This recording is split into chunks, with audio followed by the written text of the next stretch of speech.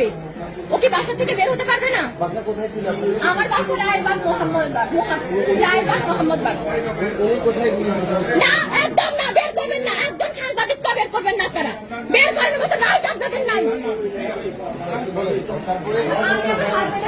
না ভাইয়া, একদম না। আসো। ঠিক আছে। ভাইয়া আমার 2 বছরের বাচ্চা, আমি কি জবাব দিব? 2 বছর মাত্র, জন্মদিন গেছে।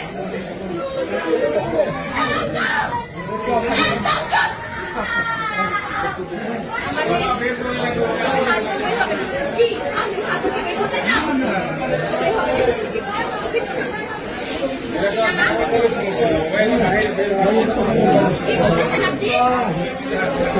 আপনার মেয়ে আছেন আমার বয়সে, আমার 22 বছর বয়স মাত্র। আমার জীবনের দাম কি? আমি বাকি জীবন কিভাবে কাটাবো?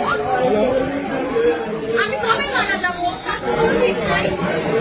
আমি এতগুলো বছর কিভাবে কাটাবো?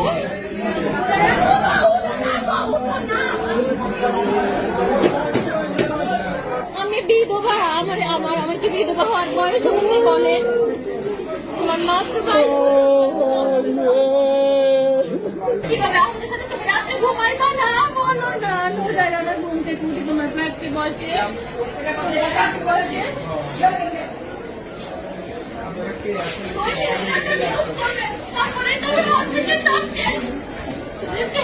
লেখা থাকতে উমুক মারা গেছে, গোলাগুলি গেছে। একটু উত্তর দেন না প্লিজ। আমার বাচ্চার ভবিষ্যৎটা কি? আমার মেয়ে ডাক্তার বানাবে বলছে, ও ডাক্তার। আমি অনেক বড় একটা বাসা নিয়ে থাকি, আমার বাসা থেকে বের হয়ে যেতে হবে। আমি ভাড়া কোথা থেকে দিব?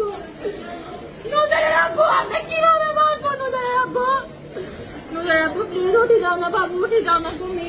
আল্লাহ, নুজাইরা রাখবো, জানো আমার মা কি বলবে? আমার মা নুজাইরা রাখবো, নুজাইরা রাখবো, উঠো না। আমি তো তোমার আজের সময় আম কেটে দিচ্ছিলাম।